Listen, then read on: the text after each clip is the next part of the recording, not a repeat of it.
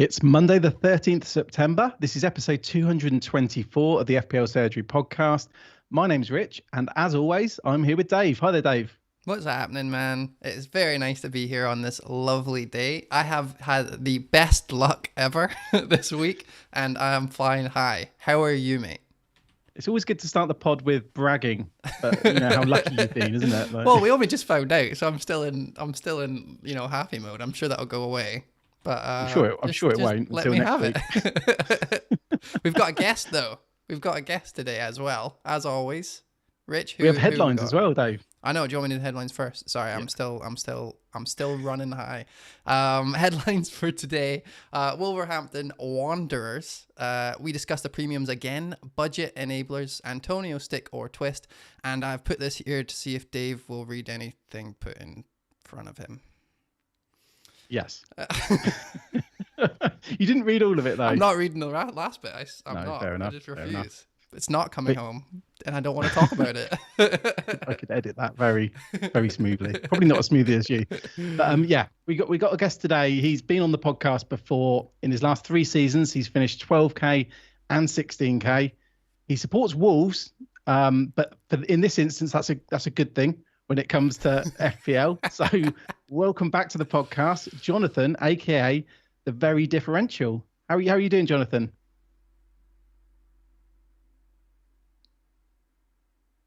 Oh no, can you hear him? Oh, I think you're muted. Apologies. Good start there. Yeah.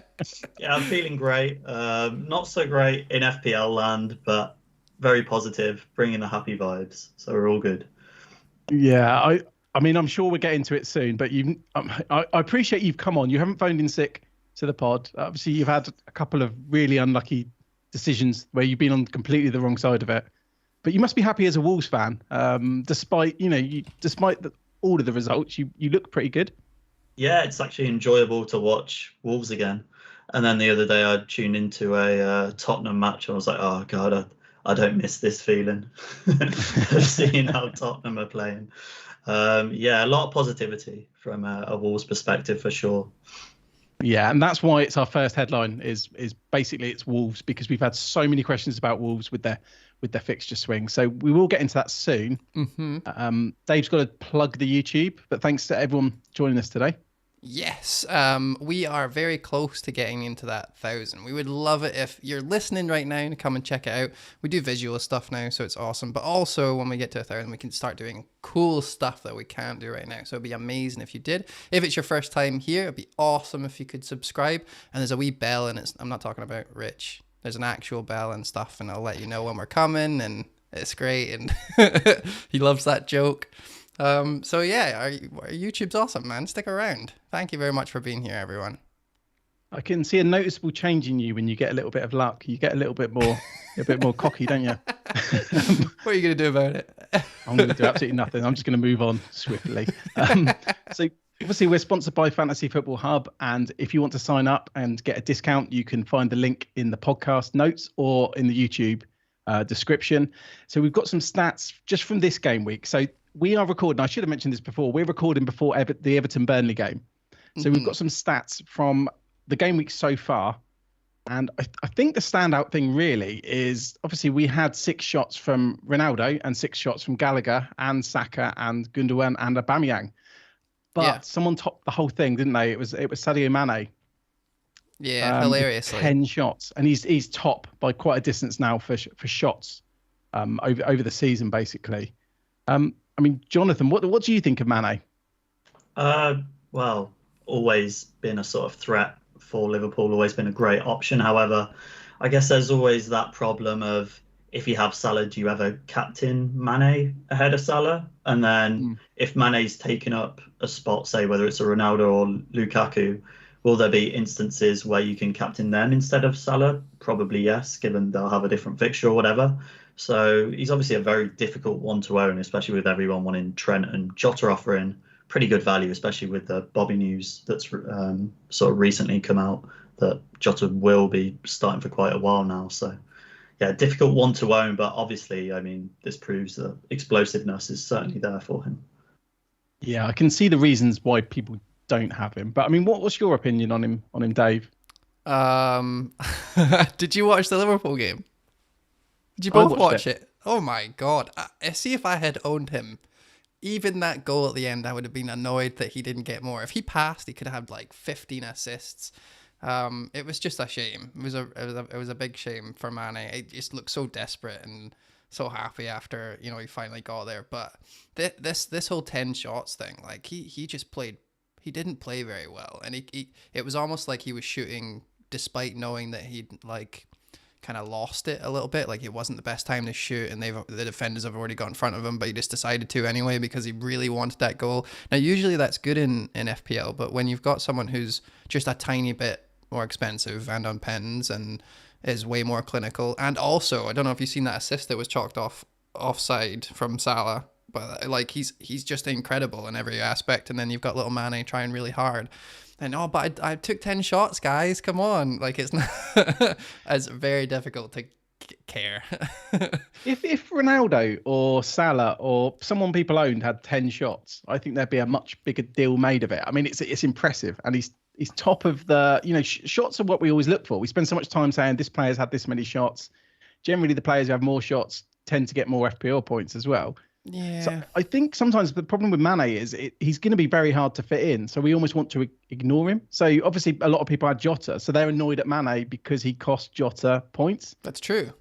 And there is a route to get Mane. I mean, actually, first of all, Dave, if you could bring up, I've done a little comparison on Fantasy Football Hub of Salah against Mane. Now, I'm not saying to get rid of Salah. Yeah. But Mane is, you know, he's getting more shots. Than it's Salah. Those quality of shots. Like, see if see if Salah had like 10 shots, you expect his XG to just be 1.6. Like he would put those bad boys away. I think there's an argument to go with both. If someone's got Bruno and they're not too keen on going, because what you can do is you can do Bruno to Mane. You can have Mane, Salah, and Trent, and then you can move Mane onto someone like Kevin De Bruyne when he's back fit. Yeah, fair play. I mean, it's just a suggestion, really, because I think it's easy to just dismiss Mane. He was used to overperform, didn't he? He was one of those players that always overperformed, and now he's underperforming. And I mean, last season he was doing the same thing. Yeah, but I mean, devil's advocate once again. It's really easy for me to play this part because what you're saying is a very, you know, hard to sell thing, which is to spend that much money on him, especially now that we know that, like Jonathan said, Jota's going to be in and amongst it for 7.7 million between now and, you know, at least 3 weeks of genuine starts, and that's against Crystal Palace and is it Brentford and Man City. So 2 out of 3 good games, potentially goes to 8 depending on how, you know, Bobby does with his injury recovery. Mane might get those 2 fixtures next to are really good. Mane might get 180 minutes, and then Jota might only get 120. Looking at, you know, recent kind of numbers for the get. I mean, Jonathan, would you not go for Mane at all then? Am I talking total rubbish? For me, just because of the it's the captaincy thing for me that really sells. Like, am I ever going to captain him over Salah? No, I don't think so, given Salah has pens. And like with the whole Mane thing as well, like at the end of last season, he was saying how he was disappointed with how he performed on the whole and how he wasn't potentially scoring as much. So I guess it clearly shows in his mind he's thinking, I'm not finishing as many chances as I should. Sort of what Dave was saying about him, like finding the 10 shots. And as you mentioned, if it was Salah, we will all be going crazy about it, like being for Salah and how amazing it is. But Salah doesn't have that history of last season of him sort of wasting a few too many chances or anything, whereas Mane does. And I think that is something to consider there. Yeah, I totally agree. There was a tweet that I read that summed it up perfectly, and I'm really sorry I forget who it was. But they tweeted saying, I hope it was you, John. That would have been great. They tweeted saying something like, Mane's still trying to force his way into form, which I thought was a lovely, succinct way of putting it compared to, you know, people who just kind of effortlessly fall into form like Salah. So yeah, do you want to read? We haven't read the thing that we've got out on the screen. Do you want to read it out for people, just so they know what we're looking at, who are listening? I can't read it, mate. Fair play. We've got Salah versus Mane from the hub website membership thing. Link in description. Points 38 versus 24. Goals 3 versus 2. assists 2 versus 1. XG 2.7 versus 3.18 for Mane there. Big chances 3 for Salah, 5 for Mane. Shots in the box 13 to 19. Blah blah blah blah blah blah blah blah. So Mane's stats look Mane's better. dominating him. Yeah, everything apart from except the for creative the goals. stats. But anyway, that was just going to be a quick thing. I wanted to mention Mane because I think that's so impressive. I think it's something we look for, and I think it's worth considering. But we need to get into our game weeks, and I'm sorry, Jonathan, we're gonna start with you. Lovely. 51 points all out this week, and that was with a -4. My transfers early doors, I got rid of Consa given Villa's fixtures were sort of turning, and he was going down in price whilst Livramento was rising in price, and he was looking quite favourable. So I thought I'd do that early to free up some funds for what I hope eventually will be Lukaku up front. Mm-hmm. And then I made there was 2 transfers I was sort of debating between, and I went for one of them, and that was McAllister from Brighton. I had the funds to upgrade him to Jota, and I thought from -4, I do think Jota makes up more than those 4 points against McAllister. And I was very happy when I saw the Brighton lineup and McAllister wasn't starting. I was like, great. But McAllister actually outscored Jota this week somehow with all those chances Mane had as well. And then the other transfer that I was considering was whether Kane to Ronaldo would be worth a -4 this week.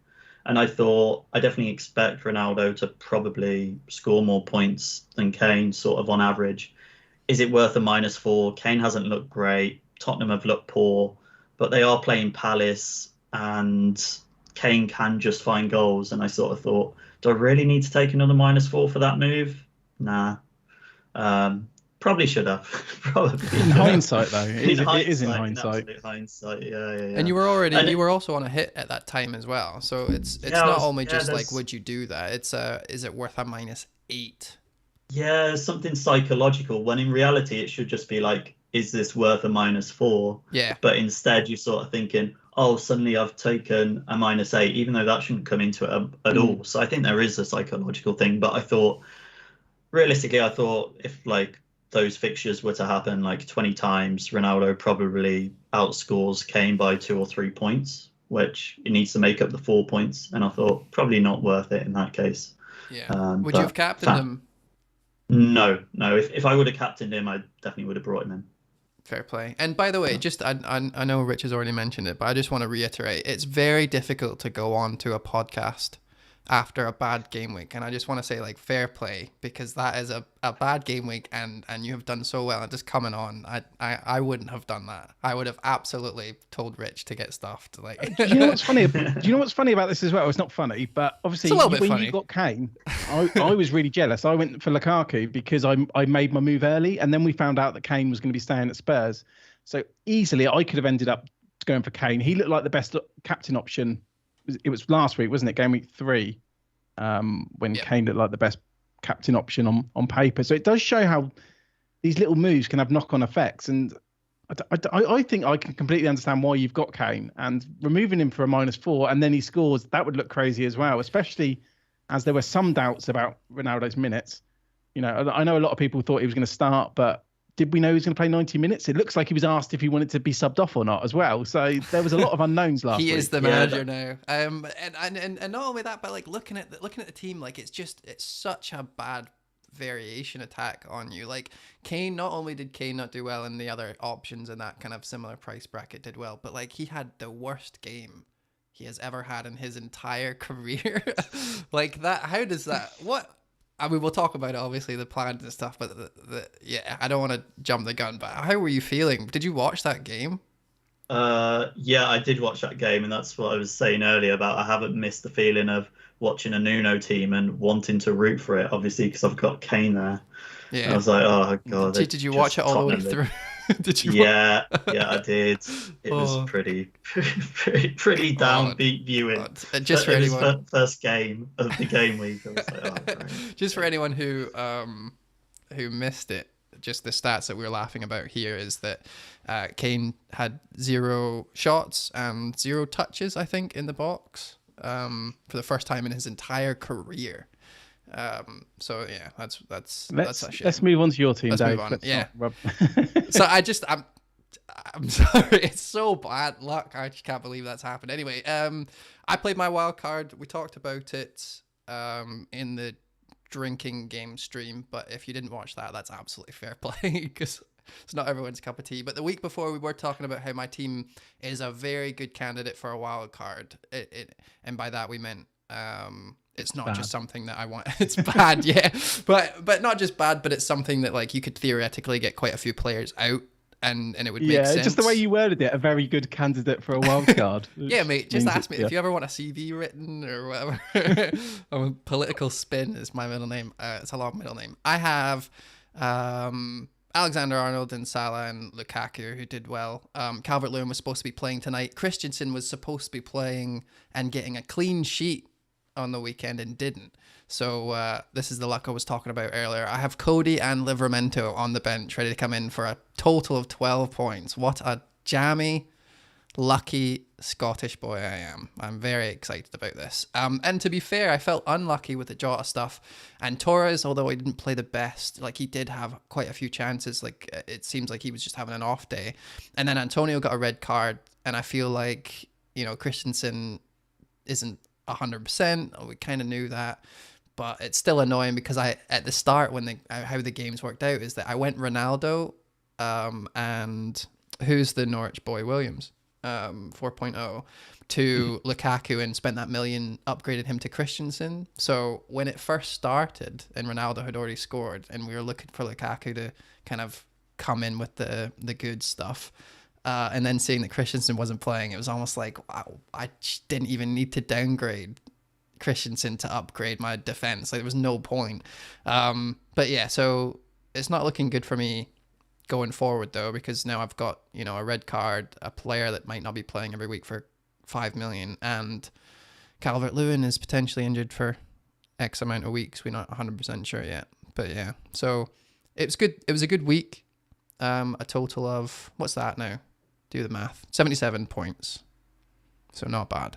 My first good week of the season. Lukaku saved you there.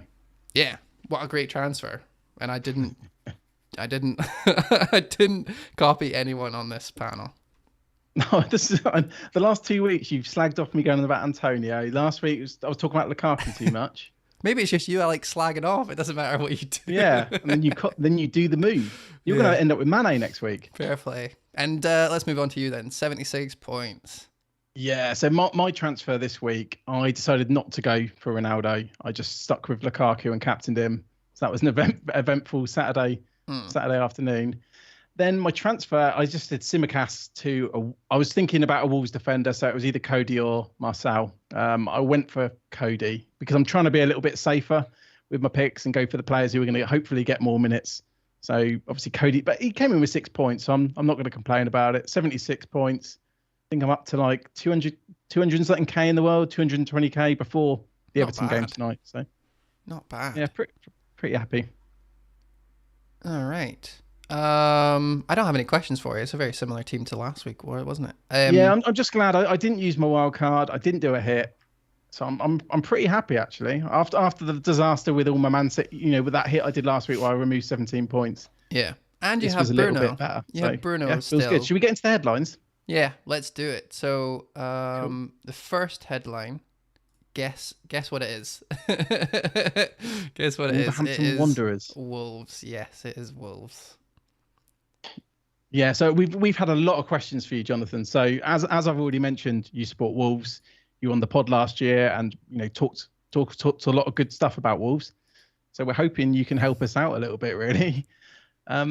If we just go through the questions, and then if you want to embellish on anything, we can do that. So Mark M. Bison's come along with who is the most nailed defender? I think there's sort of a couple of options in here in regards to nailedness. I think Cody and Semedo are the main ones in regards to nailedness. And I've seen a number of people sort of ask, is Sace nailed? Is there any chance they're going to switch to a back four or anything like that? And I think Bruno Lage, he's just got Wolves playing exactly how he wants them to play already. It's been pretty impressive. obviously Wolves are used to playing 5 at the back, but it seems like he has a clear system that the players are playing in. And I think Cody and Semedo are the ones that are most nailed. Obviously, Marcel, the sort of highest point scorer this week. I think he should be nailed. However, there's definitely like rotation risk and injury risk. Like historically, he struggled to string like 3 matches together before being ruled out for 2 months. That was happening a fair amount last season. And I would say like the backup to Semedo is Hoover, who's like, he's all right, but he's not really close to where Semedo is right now. Whereas the backup to Marcel is Aït-Nouri, who I think is very good, is very attacking. So I expect some rotation down the line at some point if Marcel does stay fit, whenever that might be. I'm not sure. And then as for the other defenders, Seiss and Kilman, there. I mean, when you sort of hear that, you think, oh well, I guess when Bolly comes back in, that's going to be for Kilman. But Kilman's been playing very, very well, I think, and Seiss has been solid as well. So I don't think it's necessarily a given. I think we definitely stick with the 5 at the back, so it will be sort of only one of those dropping out, not as just reverting to 2 central defenders. But I don't think it's absolutely sure it's going to be Kilman who drops out. There might be a chance that he's worked his way into Bruno Lage's plans there. So is it as straightforward as Cody's the most nailed and Semedo's the most attacking? Would that be fair? I don't think Semedo's far off being as nailed as Cody either. He's pretty much nailed, I think. Like that's his spot. I don't really see much rotation going on there at all. Because I think what he offers Wolves is absolutely huge. Marcel's very close to offering that much. However, his backup's better than the backup for Semedo. Yeah. So if you've got the extra 0.4 because of how attacking your fullbacks have looked, you'd probably go Semedo then, I'm guessing. Yeah, I think he has to be the best option. I mean, even when we had our tougher fixtures before the Watford game, like we wouldn't even necessarily be on the counter attack, and suddenly you see Semedo in like right wing, just being the furthest man forward. It's pretty ridiculous. And more as teams may start to want to like defend deeper, such as a team like Watford this past week, Semedo's only going to get further and further up the pitch. And already his heat maps were looking incredible against the sort of tough opposition we had. So Semedo's definitely worth the extra money if you can stretch to him, I think. It's a shame his finishing's worse than Mane's. Yeah, might even be worse than Traore's as well. That's not good. I was going to ask, so obviously someone like yourself would have watched every game last season. And now that he is further forward, we have to talk about him, you know, like you mentioned, heat maps and stuff. But genuinely, although Rich was joking about his finishing, like that's what I like. He's kind of the Doherty stuff, but now it looks like he's not actually as good as Doherty in terms of like his final third stuff, passing, finishing, actually putting away chances. Do you worry about that? Like, why should I spend more money on him if he's rubbish? If he's rubbish up top. I don't think he's that bad. I think we've just seen him miss a couple of like pretty big chances, but I don't think he necessarily will continue that sort of theme throughout. And he just seems like someone who, like, that's the way Large wants him to play. He wants him to be there very often. I think the great thing about Semedo as well, whether it's Trincao or Traore out wide on that side, very often you see that attacking winger get the ball and they will sort of look to run at the defender out wide, which means Semedo loves coming on the underlap, like cutting inside. So suddenly Semedo's in a more favourable position than either Trincao or Traore, whoever has the ball out there. Like, that's just how good of a position he ends up getting in. Right. And I guess the next thing that ends up bringing us on to is Jimenez as well, because obviously a lot of the crosses will be for Jimenez. Yeah. Obviously he hasn't had any luck so far, but I think that will come as well. Okay. Has he looked more confident in the air since his injury? Because I heard a few people a couple of weeks ago thinking he didn't quite look right. I don't know what your take on that is. I think he's looked fine. I've seen some people suggest like, oh, he's not the same player as before. I don't think that's true. Like, I think he's still the same player. It's just we've only seen him have so many attempts in the air, and he's definitely attacking the ball in the air, trying to get on the end of it and head it. Just the balls haven't quite been right for him yet, and he's had a couple of headed chances as well, and he has been sort of attacking the ball and stuff. So I don't think it's changing the way he plays or anything like that. We just haven't seen the supply that we want to see for him, basically. Yeah, because Alistair tweets was basically asking if Jimenez is a buy. Alistair said, I don't watch much football. I mostly play based on stats, but would appreciate the eye test on his return, as it's something very hard to model. So I guess you've covered, a fair bit of it there. But I mean, I guess the key question is, would you be bringing him in, if you needed to bring a striker in this week, which may well be the case with a couple of players out? Yeah, I guess like the other options around that price range probably would have been DCL. So now that he's injured, not sure how long he's injured for, but there's that. And then I guess the other option's Bamford. But I think Jimenez is a very good sort of reasonable pick to be going for, especially with you seeing like how much creation is going from those wide positions for us, from Marcel and Semedo, and then even Trinchao and Traore. When they start to get wider, there's going to be a lot of crosses put in, and I think it's just a matter of time before he starts sort of firing, to be honest. So I think he's still a very good option to have. Whether he's the best in that price bracket, difficult to say. Bamford's obviously a great pick as well, but he's definitely a viable choice. Yeah, I think it's good because he's a lot cheaper, right? I think is Bamford still 7.8 or 7.9, and Jimenez is all the way down there at 7.4, which gives you an extra 0.5 million on that decision, which means you can upgrade.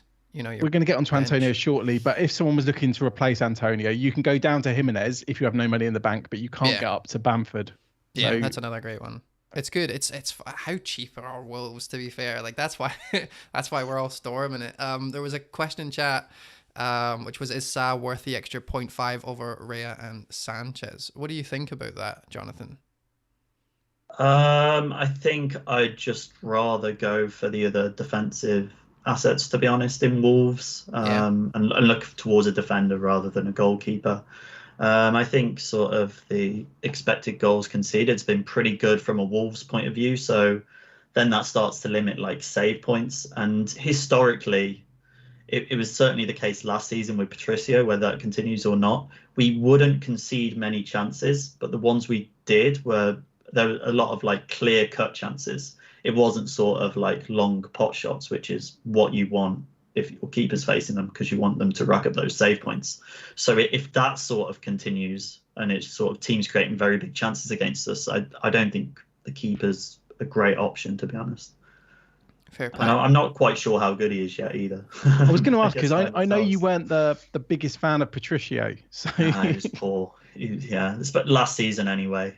Before that, he was reasonable, but yeah, Patricio sort of very poor by the end of his reign, I think. We'll see how Sarr is. He's been solid enough so far, but we'll see. We have so many questions. We've got questions in the chat. We've got questions I got off Twitter. So I'm gonna move on.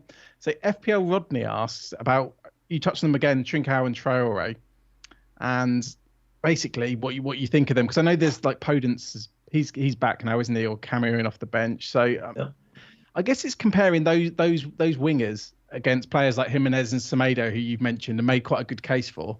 I guess would you start looking at those midfielders, or maybe they're not the place to be looking with Wolves? Yeah, I don't think they're really the place to be looking.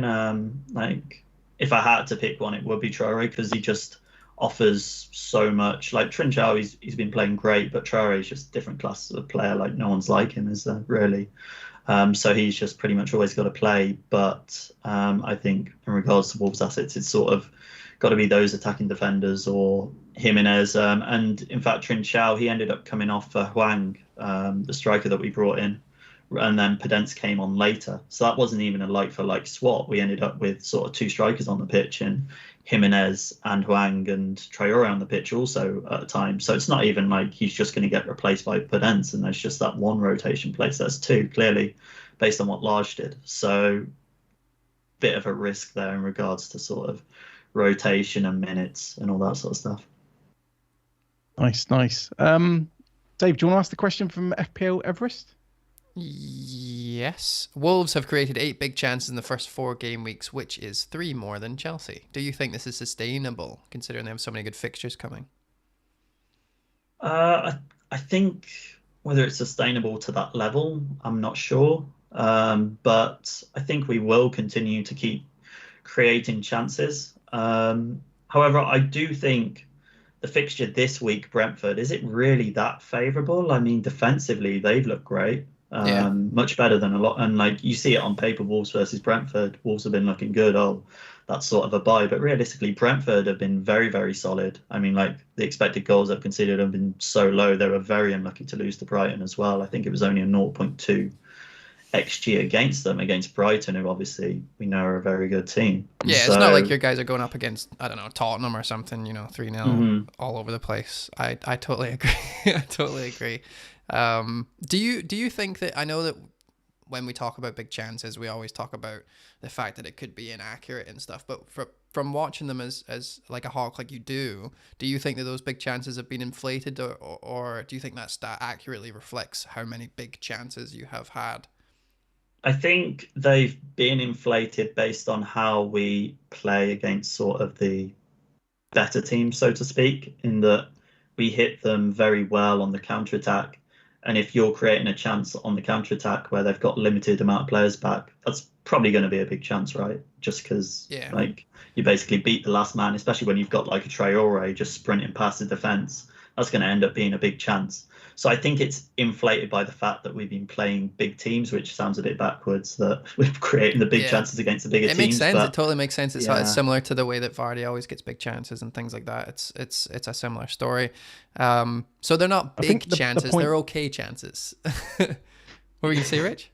I just think the point you were touching on there, I think it was a discussion we had the other week, wasn't it? Where big chances are...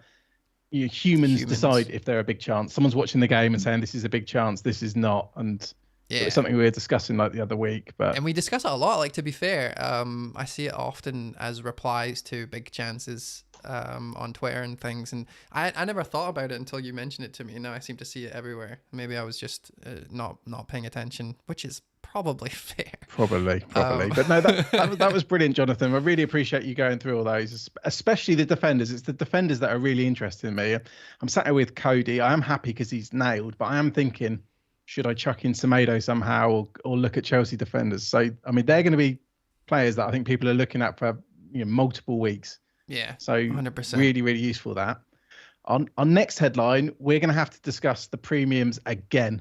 Obviously, after this game week where it was basically the only strikers who scored were the premiums. Lukaku with a brace, Ronaldo with a brace.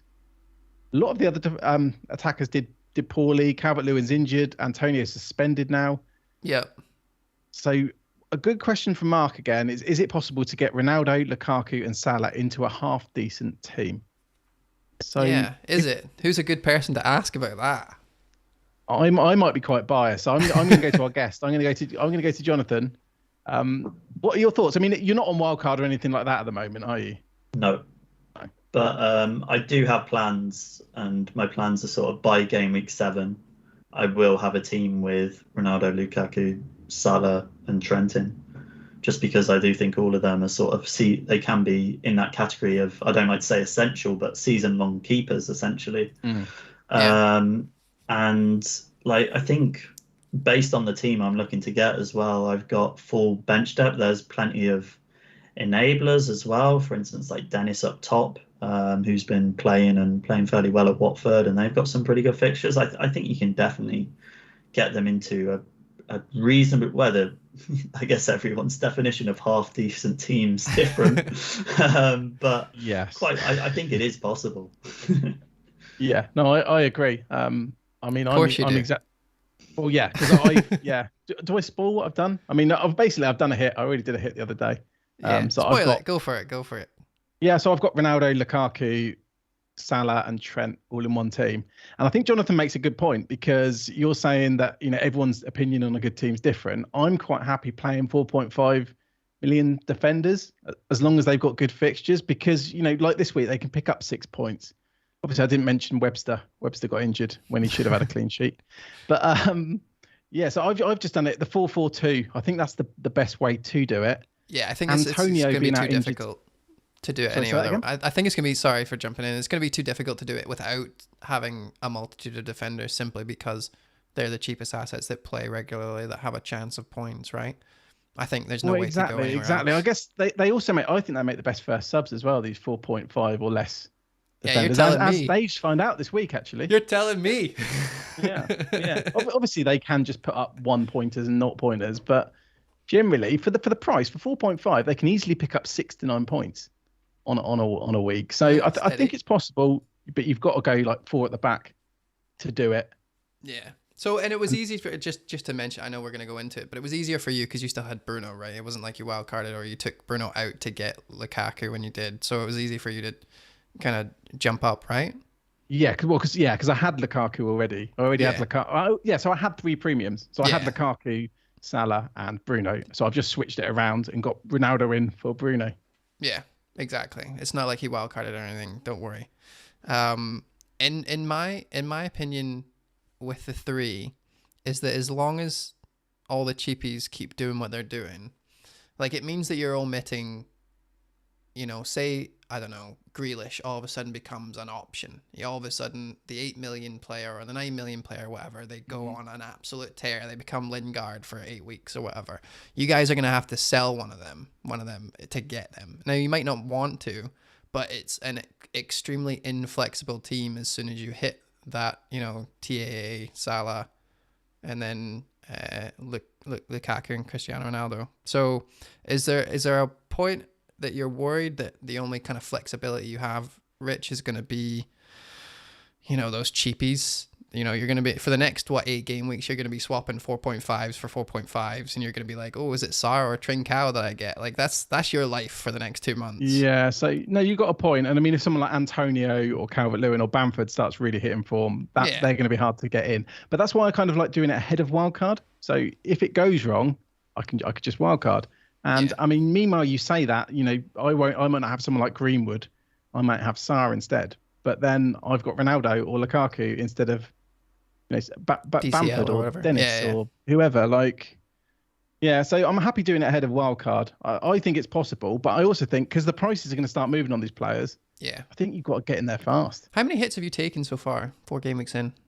2. It's my second hit. And because I'm just thinking that advice of, I think it's a really good idea as long as you do it before your wild card, because then I've got that in my back pocket. Like, there's a lot of people like me who've already used it or are planning on using it this week, and it'd be silly for them not to do it on their wild card. So would you say that they shouldn't do it if they're using their wild card, to only do it if you have your wild card to fix it if it messes up? It's always team dependent, isn't it? Don't you give me that. I want an answer from you. I want it now. I mean, if I don't know, because if someone's used their wild card, they probably only used it last week. Yeah.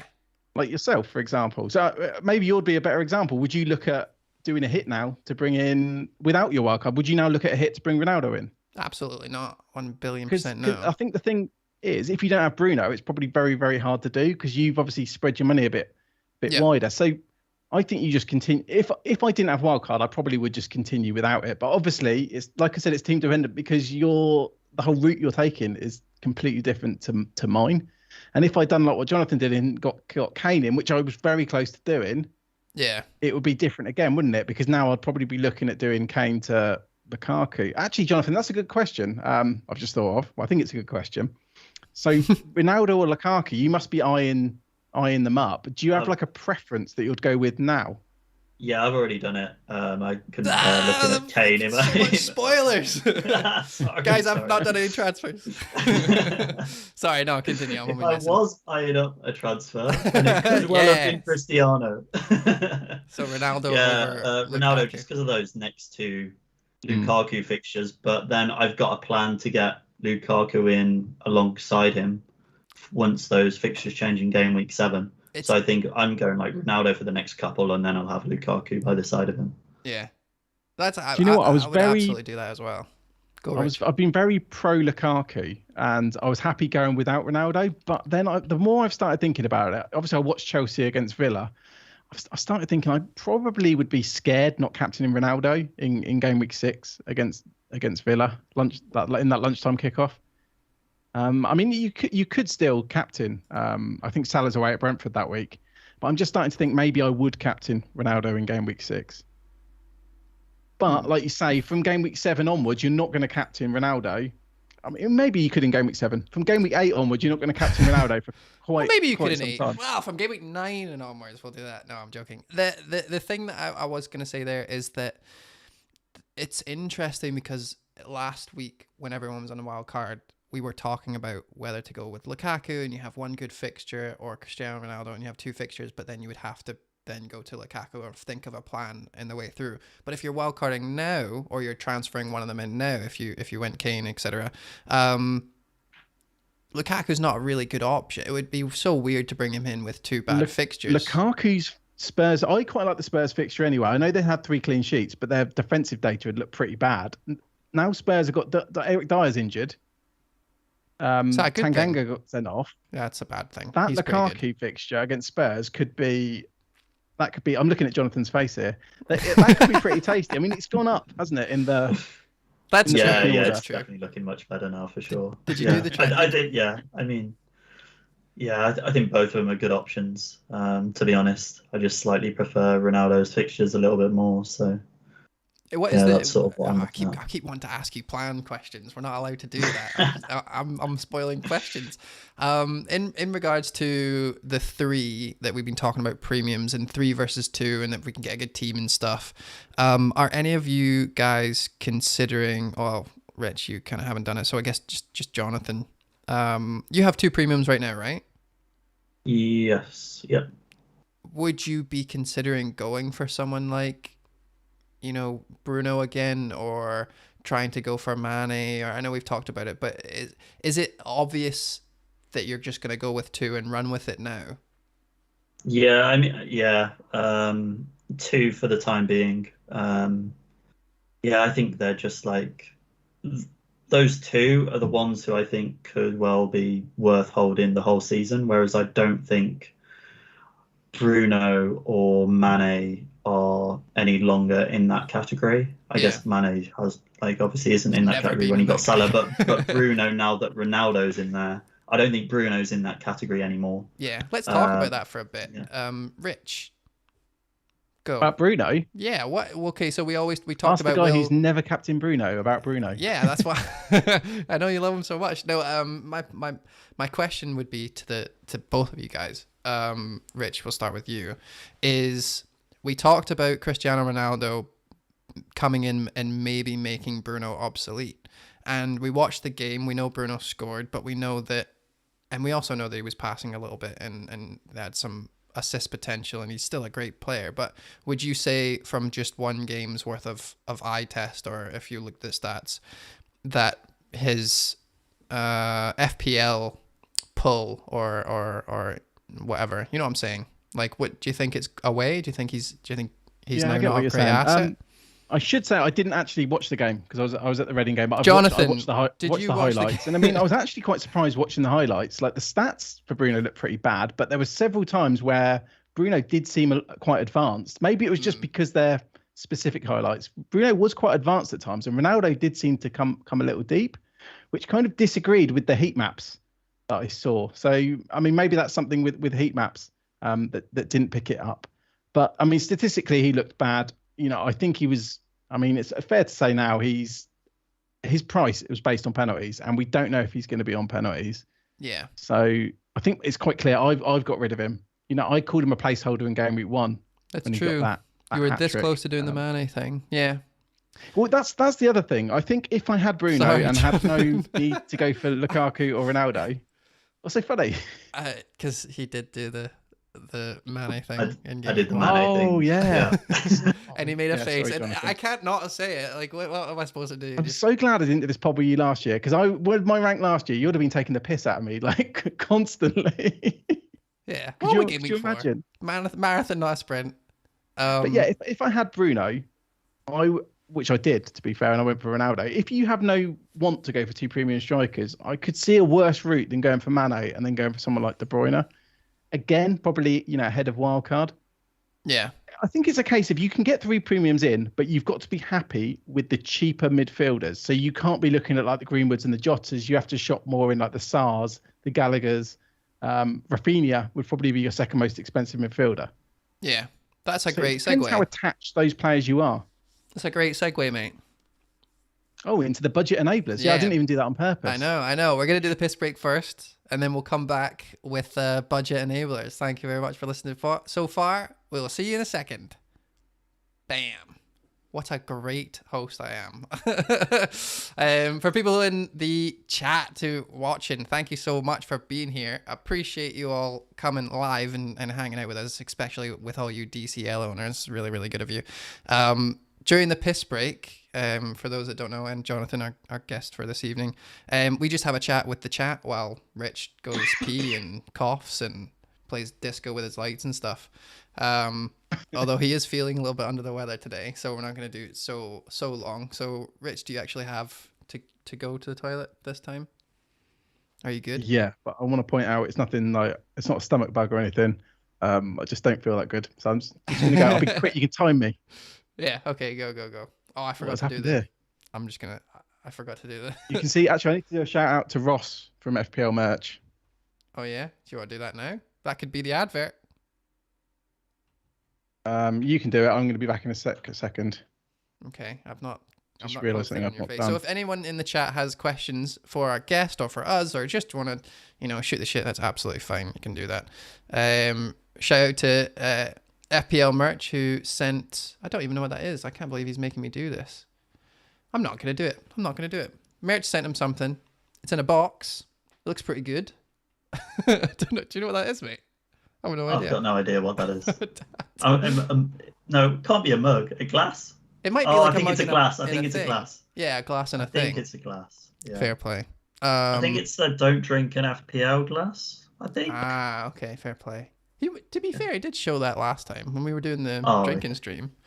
But he again, he's hungover now. He got drunk last time. He's always drinking. That boy, we don't have a discussion with him. All right, I'm gonna read the chat and we're gonna get some questions on the go. I'm on wildcard defense. Trent Shaw, Marcel, Livermento, Williams, midfield Salazar, Rafinha, Gray, Traore, strikers Ronaldo, Lukaku, Street, and 1.1 in the bank. It's not a question. I'm just read someone's wild card. What do you think? They've got Marcel and Traore. Who are the cheapies, I guess, in there? Cheapies. That's the one that, Would you consider Marcel a cheapie? Marcel. No. Livermento, sort of Williams, Sar, Gray, Traore. Sounds pretty solid to me, to be honest. Yeah, I don't mind. Would you change Traore for anyone there? Gallagher, maybe. There's a few, I think, around that sort of price bracket. It's interesting that because the options instead, but Traore's still good. Like, I know Traore's still a decent option. I was kind of like, obviously we've talked about it already, but and I didn't want to keep harping on about Wolves because Rich wanted to go, but the Dragon's back. Just blowing smoke. But you said that Traore, you're not really into it, and I was surprised because he was the talk of the town for 2 weeks while we were on international break. So having a Wolves, fan on that says, actually, you know what, I probably wouldn't go him is very interesting.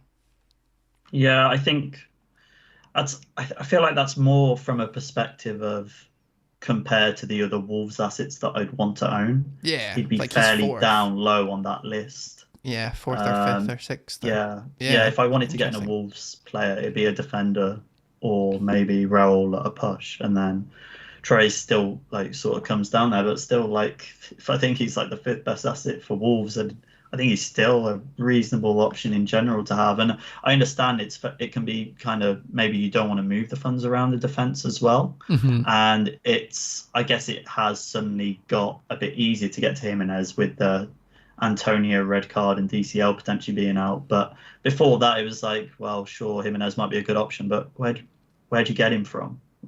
Yeah, wasn't really much of an option. So fair play. I totally agree. It's such a good. It's just because we're all looking for that cheap midfielder enabler, and then and it's refreshing to hear someone who's against Traore, which I just didn't expect it tonight. So that's good. Last one, Rich, and then we'll start again. It was a while ago that said, won't Romero be back for Spurs? We talked about Lukaku against Tottenham.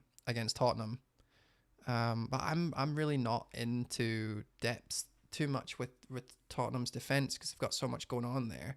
And we talked about it a teeny bit during the fixtures versus form, Rich. But Jonathan, do you know anything about defense wise? You've been listening to any Planet FPL? No. No, I've got no information there. No, me neither. They're an enigma. I did go looking for the information, and then it seemed like no one was super in the know about it. Rich, did you find anything? I know we talked about it briefly. Oh, do you know, I have to be honest here. I was fixing something on the schedule, so I wasn't actually... no, that's okay. Romero, do you know anything about Spurs' defence? That he's going to be back. I mean, they've got suspensions, haven't they? They got Tanganga's obviously suspended. Yeah, and Dyer's injured. So what would their back four be then? It would be regular. So I guess if Romero was was he one of the players that was in Croatia quarantining?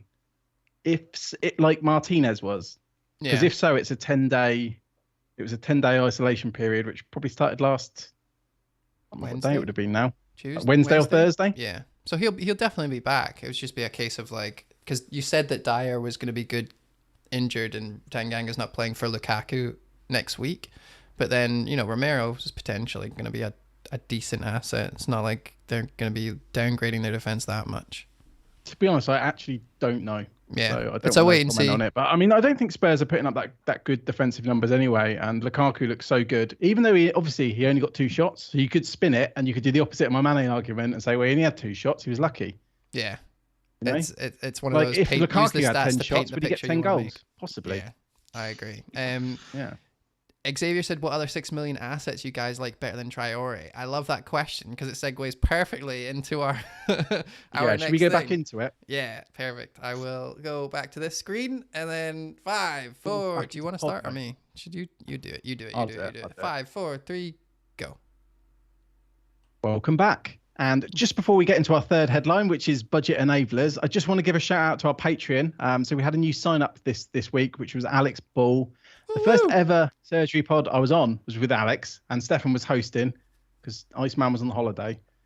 So thank you, Alex. And if anyone would like to sign up to the Patreon, it's patreon.com/FPL surgery, or you can just Google FPL surgery Patreon, or there's probably links in the description. And why would they want to sign up for Patreon, Rich? What's the pull? Why should I do that, Rich? To support the podcast. Oh, I thought you were going to go into like, we do this, and this, but you're not. You're I've been doing that all day and I don't feel very well. If anything, I've been selling stuff all day and then what? And then I've got to sell the Patreon. I mean, when I signed up to the Patreon, I just did it because I like the podcast. Yeah. There are benefits. We're doing a weekly podcast. Don't say you don't want to sell it and then start selling it. Just go straight in. That was just natural. I couldn't. Oh, was it good? You just can't. You just have natural born sales. But I care more about budget enablers at the moment. Same, Dave. Actually. Let's go for it. Yeah. So, are there any budget enablers we're looking at? Basically, I think there's one that's been talked about quite a bit. He plays for Palace. It's Gallagher. So we'll start with midfield. Okay. Yeah, we just go all over the place, really. Yeah. Okay. I think the defenders. I think they speak for themselves, really. The defenders. Do you think so? Because I mean, there's a lot that have dropped in price. I would like to talk about Ben defenders White. Then I mean, obviously on Balotelli, he's now 3.9 and he did start, but then Norwich heavily rotated because of the internationals. So do we know if he's nailed? No. Okay. Well, clearly you don't want to talk about it. You've came back from this piss break with sass. Oh, sorry. Jonathan, would you like to go first with any enablers that you have been thinking about in the last? Just the defenders. Let's start with defenders. Yes, please. Defender. I guess a lot of people probably have him, but Livramento's one of the best options. I think he had an XA of 1 for the season, which is actually like I think it's in like maybe the top 5 for defenders XA, which is very high for someone so cheap. Great stat. And I mean, I haven't really looked into it, but I feel like there's a load of 4.5 mil defenders knocking about with reasonable fixtures that you could justify from a number of teams, to be honest. Obviously Wolves included there. So I wanted to talk quickly about the players who have dropped in price that do start. So like White, for example, is 4.4 now. And for people who had Barnes maybe at the start or have had players who have price dropped on them and they've lost money, they could be looking to these players. Veltman's also dropped in price to 4.4. Would you be thinking about any of these guys? If you care about price? I think Veltman actually played, I think he played as a right midfielder at the weekend. As well, so that's like a pretty good option there. Yeah.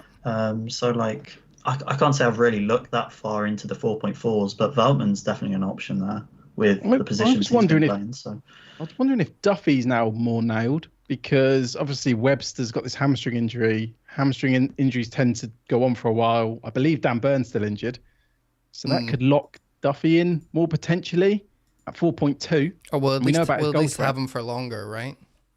If we were waiting for other players to come back and now we've got even more injuries, yeah, we'll at least have them for a wee bit longer. Because the Brighton defenders, all of them, I do like the Brighton defenders. That's why I'm a bit gutted I've lost Webster, because I was happy, we're talking about 4.5s, quite happy to have him just, in the team, especially as a nailed asset, cheaper than Dunk, because obviously Dunk's 5 million. Yeah, I agree. Their fixtures are a little bit iffy after game week 8 though, so I'm sure that there's not going to be many people picking Brighton on their wild card. However, they're if so good though, I know that's like, what for I was their thinking. For their price, they're so good. Yeah, we've even got Lamptey coming back to fitness 27th of September, which would be game week 6 for Crystal Palace away, and then they've got Arsenal, which is a great fixture, and then Norwich. Then they have 2 bad ones, but then they come back: Newcastle, Aston Villa, Leeds, West Ham, Southampton. It's okay, and I really like the fact that we've now got a 4.4 like Lamptey there. But I wanted to quickly spin round to White. What do you guys think about Arsenal? That absolute belter defending that they did in the weekend for the tremendous 1-0. Are you guys considering their defense again? Or Ramsdale started? That's something. No. Okay, cool. I know. I think White's very, very good value. There's so many of these players that are good value, like 4.5 and under, like more than I remember for quite a while, especially if we're looking at trying to cram as many premiums in as possible.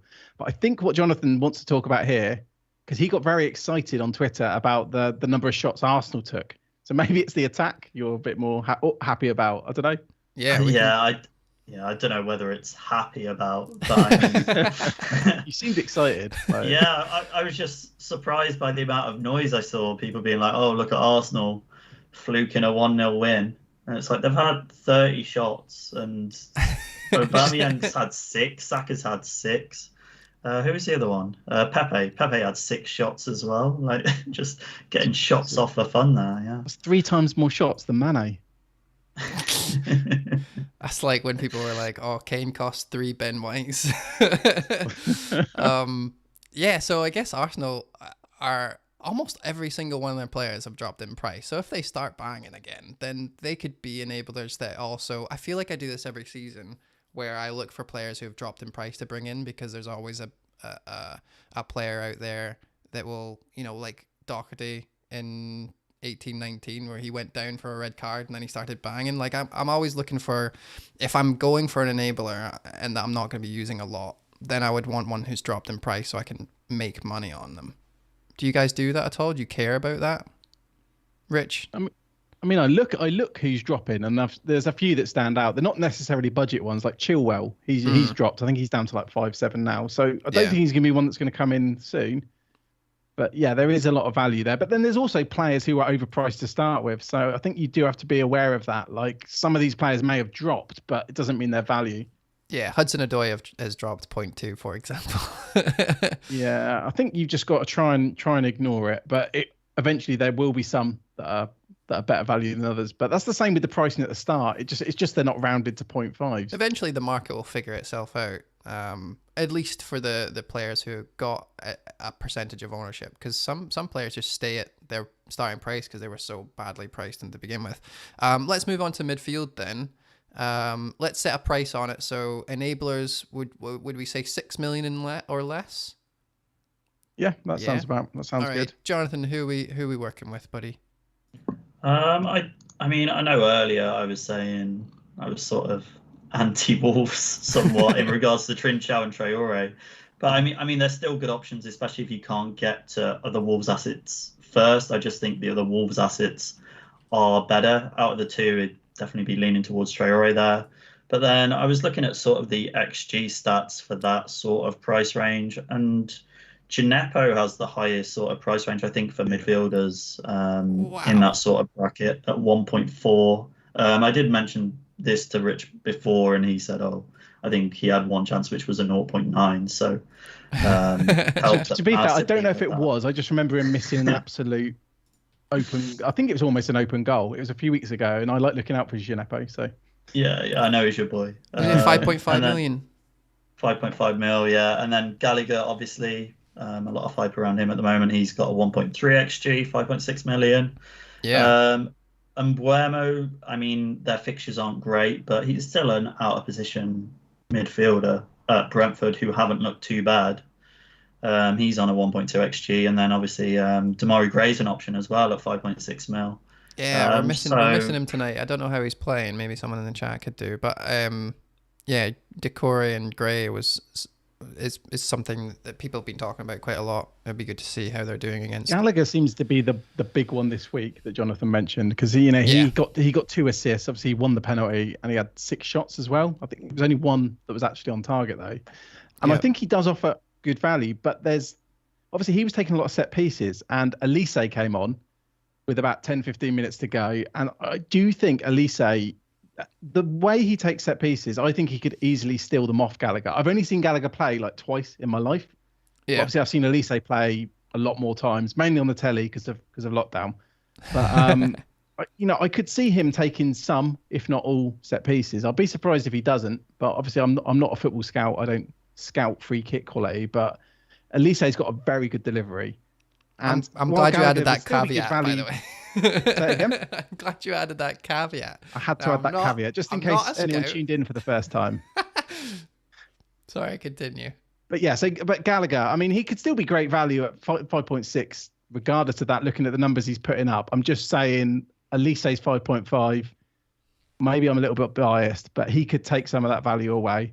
Plus, with the fixtures for Palace, we can probably wait a few weeks, can't we? Yeah, that's fair play.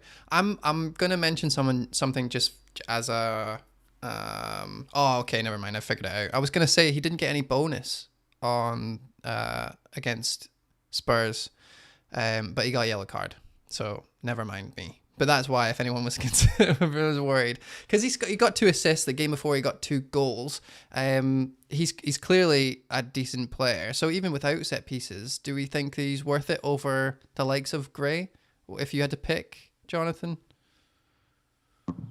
I'm not. I think I'd probably lump for Gray, to be honest. Yeah. Given he's been starting a lot of games and getting a lot of time in Everton, I guess I've looked okay so far. Not amazing, not awful. Yeah, I think I'd probably lean towards Gray personally, Fair play. but I think it's close. I think it's up in the air between those two. And I'd lean towards paying the extra 0.4 and getting Sarr in, because obviously they've got some really good fixtures coming up. They've got Norwich, then Newcastle, then Leeds. Yeah. And he's on penalties, and he's a 90-minute man as well, Sarr. So I think I'll try and get up to Sarr. I think these Palace guys can wait, but I think they're worth having a discussion about. They're worth keeping our eyes on. Yeah. But, I mean, if I was wildcarding, I would not feel good about putting Gallagher in as a starter to enable all the premiums. No? I think that would be. I'd rather I think there's better value in the defenders if you're going to go that kind of route and go heavier at the back. 4 or 5 at the back. Yeah. So I think most of those defenders are going to outscore someone like Gallagher quite considerably as well. He'd be like a rotational player if you go for someone like him. Yeah, which is it's funny because he went he rose in price yesterday, and it seems like the casuals at least see 15 points one week, 8 points the next week. Let's bring him in. The fixtures for Crystal Palace aren't that good, but then again 3-0 against Spurs is pretty decent. It's 10 men though. These things can these red cards can skew things. Nah, Edouard is just that good, mate. Trust me. He scored as well. He scored his brace.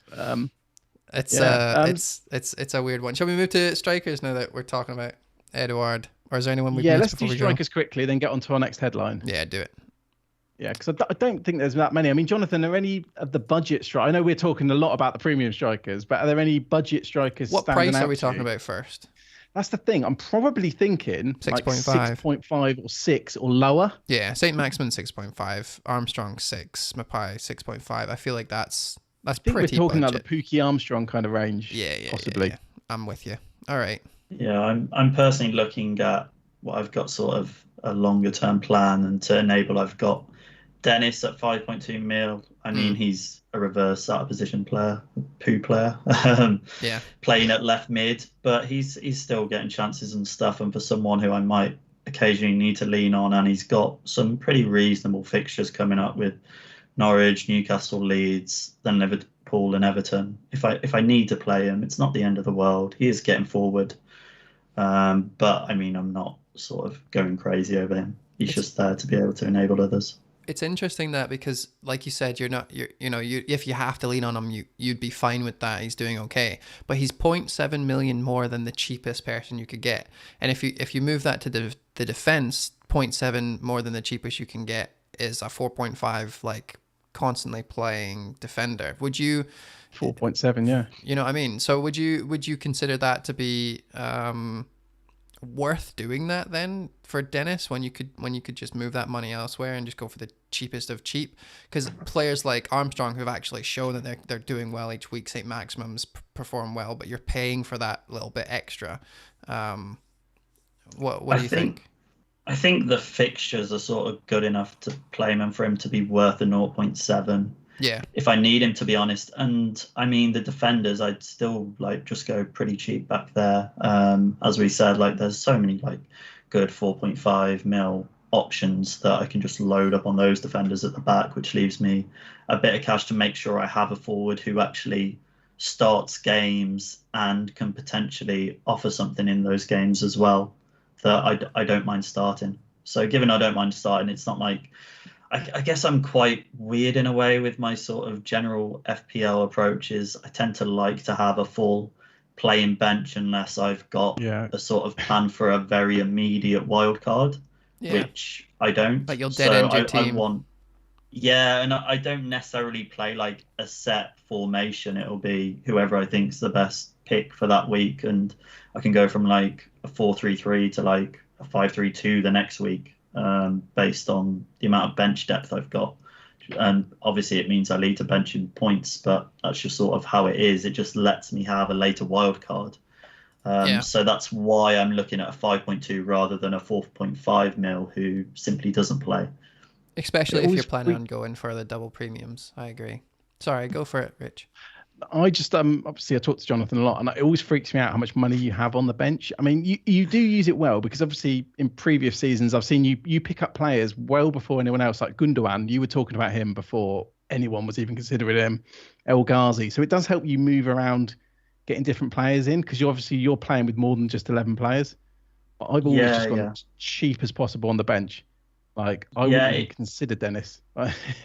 Yeah, it gives me that little bit extra, that if someone around that sort of similar price range, but not absolute fodder, sort of like 0.5 to 1 mil more than fodder, starts doing well, and there will be players who go through these sort of hot patches like 5.5 mil midfielders or 5.5 mil forwards or whatever.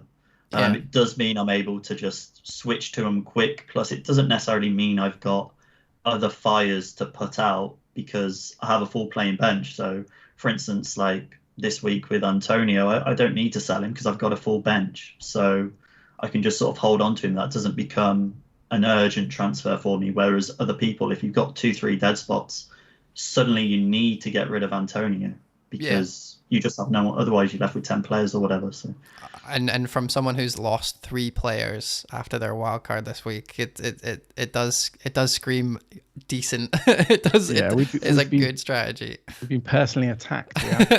It's the first time it's ever happened to me, to be fair. But 12 points off the bench, can't talk about enough. Let's move on then to another player I want to talk about and just gonna read some stats for you, okay?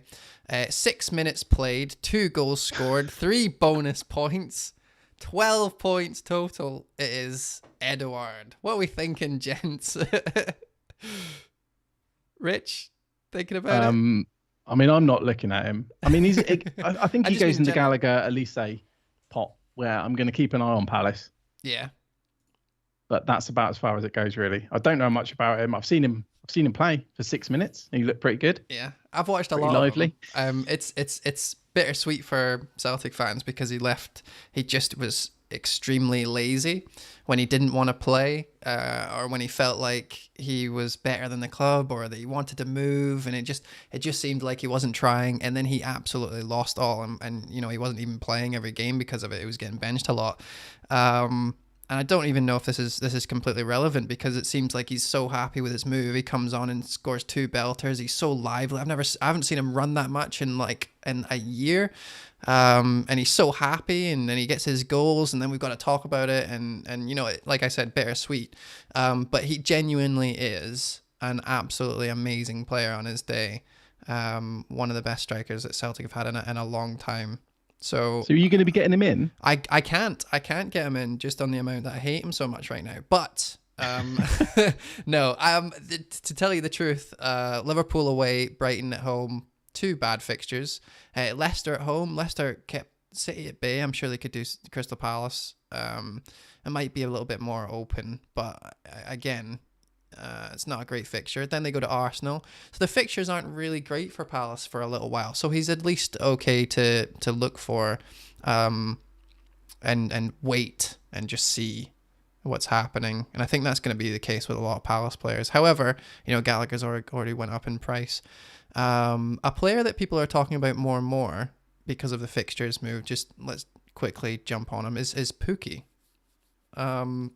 Jonathan, do you think that Norwich are a good enough team, have shown enough promise for us to bet on Pukki going back to the Pukki that we know? I think he's a pretty reasonable option. Yeah. I think sort of most seasons at this point we already establish who the whipping boys of the Prem are likely going to be. Yeah. I don't think we've really seen that this season. I think all teams have shown some pretty good promise, whether that be attacking promise or sort of defensive promise. Yeah. I don't think Norwich have been out of sorts by any stretch of the imagination. So I definitely think Pukki's a pretty reasonable option. Yeah. He's only scored 1 goal, but we have to remember Liverpool, Man City, Leicester, Arsenal, they did have the worst fixtures. I know that they're coming out of that. And it was a penalty, which is either a good thing or a bad thing, depending on what you want to look for. He took penalties when he was on last season, right? Or the season they didn't get many penalties, though. That's true. They saved a lot, but they didn't get... I remember him scoring one against Spurs, actually. But I think with these cheap forwards, I'm not actually that interested. I feel like there's so many good strikers. There's all these value ones like Bamford and DCL. We don't know what's going on. Antonio's still a great option. I like Ronaldo and Lukaku. So I don't really want to be spending money on the really cheap ones. If I had to pick a 6 million, it would be Pukki. Yeah, I wouldn't expect much. But for 6 million and on penalties, 5.9 now. 5.9 then. So he's all right. It depends on team structure. And if I was wildcard, and I wouldn't be putting a 6 mil striker or 5.9 million striker in there. So should we move on quickly to our last headline? I think it's going to be quite a short headline. Then we can get into a few questions that we've got and go through our transfers as well. Yeah, so sticking on to the striker chat, Antonio, stick or twist. And I guess now we could just throw DCL into that stick or twist after tonight. So we got a couple of questions on that. So Mark asking Antonio, stick or twist, which inspired the name of the headline. We've got FPL Soccer Crazy, who's mentioned this in the chat, and he mentioned it on Twitter, that they did a drunk transfer last night and took out Antonio and brought in Jimenez. They watched Match of the Day. Semedo looking good, though. Love Antonio, stick or twist, Jonathan? He was drunk when he told us that tweet. Are you still drunk, Soccer Crazy? I think with Antonio, it's entirely dependent on your team, which is a sort of easy cop out. But I mean, as I was saying before, with my team, I've got a full playing bench. I don't need to get rid of Antonio. There's a lot of people who have at least 2 fodder, and then maybe they have another player who's potentially rotation prone, and there could be something there. Or obviously a lot of Champions League games happening. If you've got a sort of a team with a fair few of those options, whether you think there's any chance of any rotation amongst them, then that becomes a bit problematic. So entirely dependent on your bench and stuff. I think, is he good enough to hold on to and see out the other side? And will you want him after that United fixture? Probably, or at least I think I do. I can understand there's arguments against it with them playing Europa League and maybe managed minutes, but he's still a sort of a player who just loves to take an endless amount of shots every single time he plays. So for me and my personal team, it's a stick, but I get why it's an absolute twist for a lot of teams with the position they might be in, especially if they've got DCL as well. Didn't you captain Antonio when he scored 4 goals? Yeah, that was wonderful. Yeah. I'm surprised you didn't mention it, so I almost felt like I had to. I was convinced you were going to mention it, and you didn't. This is what humble looks like. Something that me and you both don't have. Put us in a room where the one that's going to talk about everyone else's good fortune. I think that this is a great opportunity because we just talked about the budgets that we could go down to, and we could talk all day about whether your team should or shouldn't have the capabilities of being able to keep Antonio in for one more week, and the fixtures aren't that bad, and we, you know, the war rages on Twitter on whether West Ham fixtures are good or bad, and to be fair, we don't know how they're going to fare, and when I say they, I mean his hamstrings. We don't know how they're going to fare during Europe games, and if he's going to be playing a lot, and blah blah blah blah blah. But for me, I think it might be a good opportunity to start talking about whether we absolutely downgrade the hell out of Antonio and start looking towards a kind of more expensive back end or defense or whatever funny word you want to say about it. But I think that the problem that I have using my wild card is that I'm kind of stuck in that I've moved my money to midfield, and then all the midfielders didn't do very well except for the premium. So therefore, the flavor of the week is now a good defense. Do you think, Rich, that it might be a good opportunity to start downgrading our strikers and put more money into defense? Or do you think that we should still have 3 good playing strikers, especially someone who has Cristiano Ronaldo and Lukaku? Yeah, so I think that answers my question. Answers it from my point of view that I'm looking at putting more money into strikers, but actually also more money in defense as well. Something I'd say with Antonio, I think I just saw it I think sometimes it's very easy to be too patient and plan too far ahead. And I think it's somewhere I've been burnt a few times. I mean, even I went for Lukaku a week early when he was playing Liverpool. That move could have waited a week, and then it's ended up costing me 17 points because I've gone that the week too early. So with Antonio, if I hold him, which I'd love to do, I think he's a brilliant asset, and I think he'll be brilliant for weeks to come. It's kind of like I'm deliberately getting a 0 pointer in that position this week, and the hope that he's going to do well in game week 6, and then in game week 6, I'll be terrified of Ronaldo against Villa anyway. Yeah. So we keep saying it's team dependent, but it is team dependent, and I feel like if I'm holding Antonio for next week, what if I hold him a week and he doesn't do anything next week or the week after? Yeah. I've cost myself because it would definitely be costing myself points this week, and then there's a lot more pressure on it to be right. So at plus, I've got wild card, so I can always get him back. Yeah, I hate that you still have your wild card because we're going to hear about this every single week. I've still got my wild card, and I think it's best if you do it before you do wild card. And you know what? I've got this formation, but I could always change during my wild card. So I mean, I could pretend I've used my wild card. Mate, you should answer it generically. No, I'm joking. I think most people do have their wild card. Like I haven't got the stats of how many people used it, but I'd have thought it's over half. No, I know. I'm just salty. Jonathan, do you think that it's worth, if we're not talking about wildcard and let's pretend it doesn't exist, that it's worth kind of moving money about? Because it seems like there's so many strikers that are now out that we've been thinking about. Do you think now's the time? I think it's a pretty reasonable option. It's pretty annoying that it's come at this point, at least from my own personal view, sort of going back to the 3 premiums, if that's to ultimately be your plan. To move that about, the problem is like you're costing yourself more points to do that now, unless you had a plan to like bring in Lukaku in a couple of weeks, like myself. Yeah, that was sort of the ultimate plan. If I do that now, it's going to cost me like an extra 4 points to be able to do that. And I agree. whether I think it's worth the 4 points, probably not. I'm just gonna hold off and eventually upgrade him, but not this week. Yeah. I agree. It's came at the worst time for people who have got fires, because this is when fires start. Seems like more than usual this week. That might be biased too.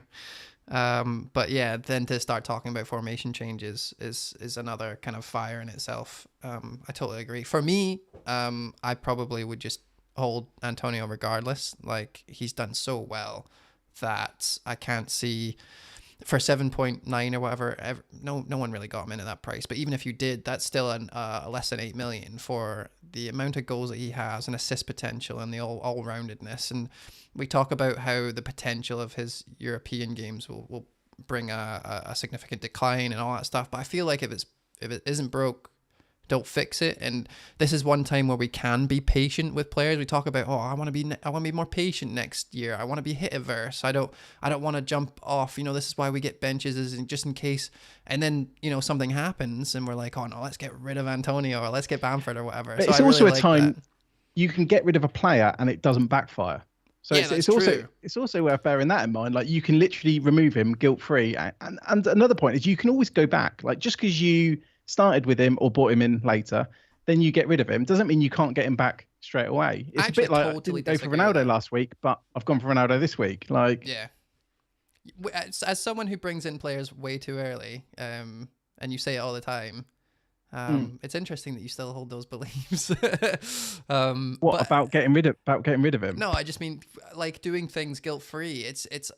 I agree that he won't get any points next week, so therefore anyone you bring in can potentially do better, although they could get minus points as well. But would you rather have, so my scenario is, it might be very different to other people's, but would you rather have Ronaldo for a -4, or would you rather have Antonio, who doesn't play, but you've got him ongoing? I feel like you've kind of cornered me into something there. Like, how am I getting Cristiano Ronaldo? Well, we've got to use my scenario. I sold Bruno Fernandes. If I still had Bruno and I had Antonio, I sold Bruno for a hit. But a lot of people were doing that, but it was Ings. Do you know what I mean?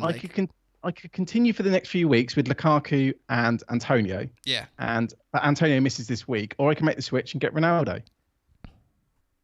Yeah, I think if I still had Bruno, the gain of Ronaldo outdoes the loss of Antonio, especially when you couple it with the fact he's not going to be playing. Yeah, your scenario is the same thing that everyone had last week when they were doing Ings and Bruno, right? Out for Greenwood and Ronaldo, and this is the exact same thing, except it's not the same, because Antonio's not playing. No, I know, but I feel like that doesn't matter. It's like a better version of that. I disagree. I hate that, actually. I hate that idea of if they've got a red card, or they're definitely not going to be playing, so therefore it's guilt-free. It's not. You're going to get rid. If he starts banging again, you're trying to get him back. You've lost money. He is the highest striker, I think. He might not be anymore, but he definitely was for the first 3 game weeks. He plays phenomenally. So obviously game week 5, Ronaldo's going to score more. I can't believe you're making me compare Ronaldo and Antonio. This is what I mean. In game week 6, who's going to score more? Antonio away to Leeds or Ronaldo at home to Villa? Yeah, well, probably Ronaldo, but that doesn't matter. I'm talking about they're completely different caliber of player. And actually, I hope he doesn't now because of that. Well, number one, because I will still own him. The fair comparison would be then to bring Bruno into the equation. But obviously, we've said Bruno's not as good an asset as he was before if he's not on penalties. Well, okay, then we'd have to use someone comparative to Bruno's price, but not Bruno, and then do that. So I guess Mane and Antonio, or Greenwood and Ronaldo, and then in which case it's always going to be Ronaldo. I feel like you can't get very Ronaldo. Complicated. I know, we're going down a rabbit hole. I actually got more points this week by not doing a hit for Ronaldo because Bruno scored and because I played Cody. So it's a confusing game. There's lots of variables. My point before we move on is simply that it's not guilt-free just because he's out for a week. You have to consider the 6 game weeks process. You have to consider the patient process. It's not the sole reason I'm doing it, but that's a bonus. That is a bonus. The bonus is that you don't have to worry. But if you're not a worrier, like, I don't transfer out a player then hope they don't score. I mean, it's nice, but it's not. Whereas I feel like you're one of those like, I've done this. Otherwise, I've only got 10 players as well. But anyway, let's move on. Yeah. I can't believe you threw that in at the end. All right, let's talk about our teams.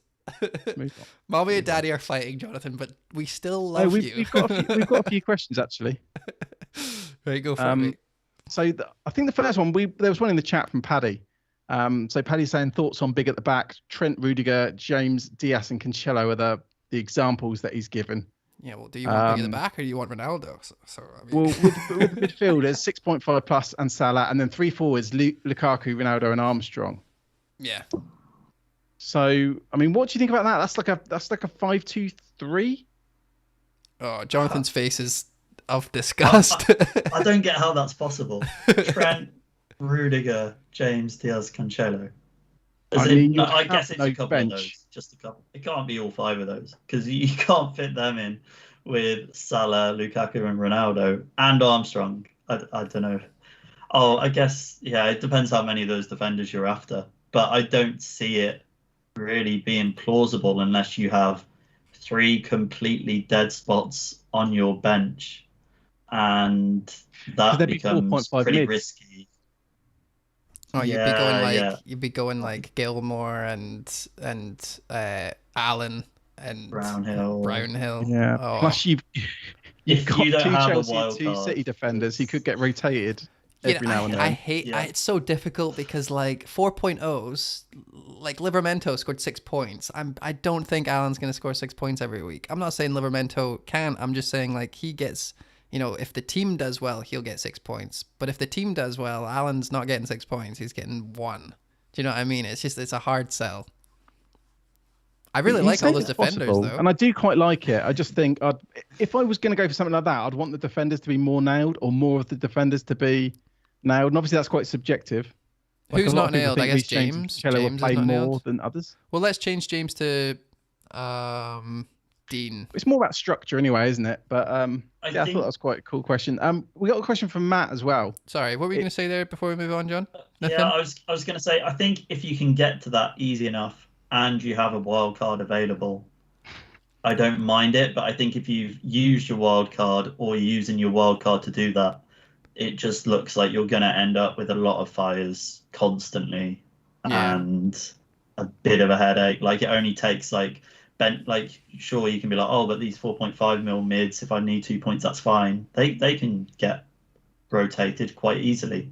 Yeah. And then you end up in a very awkward position where you're taking like -4s to try and undo that, and then you're ultimately having to take the money out of defense. I think it's like a high sort of aggressive route to go, and you can be like, well, if it doesn't work out, that's fine. I can just hit the wild card. Yeah, if it does amazing, you can get 50,000 likes on Twitter, and if it does really badly, you just wild card away and never mention it again.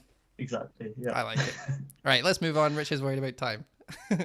Yeah, can you tell? Yeah, because you're not contributing, and you're just like waiting for the pause. I'm just looking at the clock. Sorry. No, let's go. Of course, one of us has got to be responsible here. No, you don't want like a 5-hour pod. I would do it. I would do it for you. I'd like a 5-hour pod, but not today. Not because of you, Jonathan, because I don't feel very well.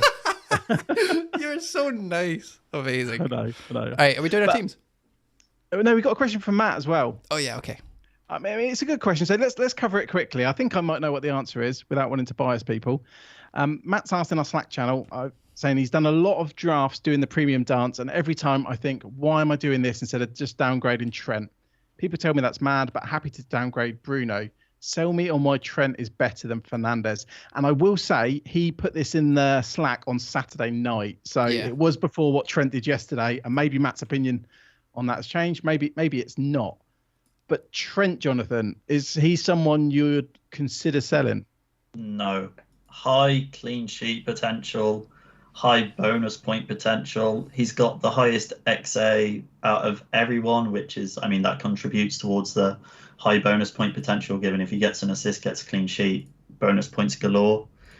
Like, if his XA for this season's 2.4, if you were to get that for like a 7.5 midfielder, people would be going pretty crazy over it, I think. So I think from that, no other players close. Like Salah's at 2.1, Jota's at 1.6. They're second and third out of the entire game, not just Liverpool.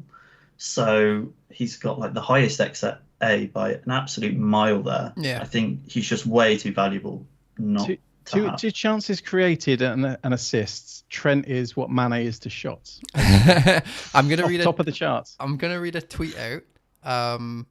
It is from Jason from Elite FPL, and it said, "You can have a poor game tracking back, not hold the line, play players onside, be inaccurate in corners, crosses, and free kicks, and you get 1 assist from 1 accurate pass, 3 goals scored in the game otherwise, and you still get 3 bonus points." Joke. And I think that perfectly encapsulates why Trent is essential. I'm not going to say essential, but he is a very good player. Is that he can play bad, but if the team get a clean sheet, that's good for bonus. All he has to do is one other thing, which is very, very common for him. It's very common for him, and then he gets the 3 bonus. Like that's on top of the stuff that you're missing out on in terms of his assists and potential cheeky free kick goal or whatever. He's also very, very good for bonus, despite his aggressive playing nature. So yeah, another not on his bedpost. Yeah, he's probably not one you want to remove. I doubt I will. There could be an opportunity, and I know you don't like me saying this, Dave, but maybe ahead of wildcard, Liverpool's fixtures. There is a little period where Liverpool's fixtures in a few weeks aren't the best. Take him out, then wildcard him back in. Ones. So someone pointed out to me you could maybe look at moving Trent to Cancelo for a couple of weeks, and then maybe wildcard out of it, but I don't know if I'd take that risk or waste a transfer doing that. But... See if he was nailed. See if Cancelo was nailed. I wouldn't mind that because they're basically the same player, right? They've got high potential, high bonus. They get cheeky assists. Maybe Cancelo's not 1.5 million less as well. He's cheaper. He doesn't do as much. Like obviously Trent's a player who they look to constantly for those crosses. Like it's not like Salah's crossing it. He's in the box. So, whereas, we're talking about Pep and how he was speaking about wanting a player that had their good foot over on that side so that they're good for crosses. And we were talking about how that's good for Torres and stuff because it means there's crosses instead of people like Mahrez coming into the box. That might be bad for Cancelo. It's why Trent is so much worth his price. But I don't mind the Cancelo argument. I think it would be a very unique scenario where you could put good use to the funds. I mean, basically, I think it's a no, don't do it. Yeah, let's 5 minutes round. So should we get onto our transfers and our captains as well? We'll start with the guest. So that's you, Jonathan. So what's your plan for transfers, first of all? I think it looks like you've done at least one. I've already done it, yeah. I don't know. You didn't. Shock. Kane to Ronaldo. I saw Ronaldo was going up in price. Kane was going down in price. I didn't want to stare at Kane in my team any longer after having him for 3 game weeks, and he scored 3 points despite the fixtures being amazing. Won't cry too much. How many minutes after the Spurs game did you transfer him out? No, I waited to make sure Ronaldo got through his game uninjured. Right. And I was like, okay. 90th minute in the Man United game. Done. Pretty much. Yeah. And then Salah captain. Palace have looked reasonable, but then having said that, I remember the last time I didn't captain Salah against Palace, and that's when we got news that he wasn't starting. Didn't he come on and score or something? He came on and he scored a hat-trick. Yeah. And I had everyone on Twitter being like, "Oh, why did you not captain Salah even though you knew he wasn't starting? Surely you knew he was going to come on and score." I was like, okay, good. That's such a poor argument, isn't it? Whoever said that is dumb. there was a lot of them. Was that like the 7-0 and then everyone jumped on Liverpool players like more, and then they didn't really do anything for a while? Was that the? Yeah, and Palace had looked defensively good up until that point as well, as they have done this season. It's the exact same scenario. Yeah, it is. It really is. Yeah. So, they just had a very good win too. It's going to pull at least a few people off of Salah. But the good thing about this week is that there's no real decent other options unless you're going to go for a Man City player. But anyway, you don't have to do anything about Antonio because we were talking about your bench being so awesome. So is there any other plans on the horizon? Yes. By game week 7, instead of Antonio, I'll want Lukaku. And to fund that, I'll drop Tony down to Dennis by the looks of it, and then Jota, whoever I think is a reasonable sort of 5.5 to 6 mil option, just before they have a tough fixture as well in that game week. So they're the next moves penciled in so I can have that Ronaldo, Lukaku, Salah team. And is it going to be a mini wildcard, or are you going to be doing it gradually? So one this week, maybe Tony down, next week Jota down. Yeah, well, yeah, I've already had my move this week, but next week it'll be Tony down, given Brentford's fixtures get tougher, and I don't mind playing Dennis either, which I don't think I'll even need to do, actually, looking at my bench with having Reguilon there and Livramento there. How much money do you have after all this is said and done? Like, are you quite close? Because Tony's been dropping, he's already dropped. I don't think Jota's going to go anywhere, to be fair.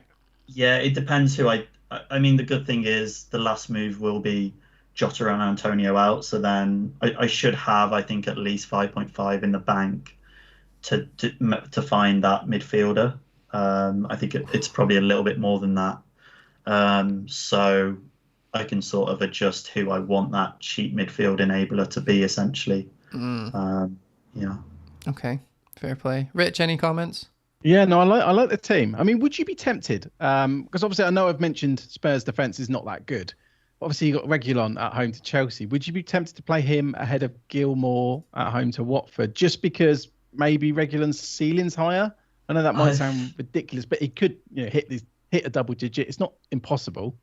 Yeah, I've been very close to even considering a -4 for Reguilon to Semedo, which I don't think I'll do. And then obviously he jumped straight in place for Gilmour. Gilmour actually didn't start. I haven't really looked into why he didn't get any minutes. Was he, Yeah. I guess, just I spoke a lot to of fixtures from international? Or? Yeah, it was exactly that. A couple of Norwich fans said to me that, there was some comments as well that he played a lot of games for Scotland. So he was that makes sense. He was flat out straight back in. He was and they signed out. a new player as well. So I think Gilmour could be playing more advanced.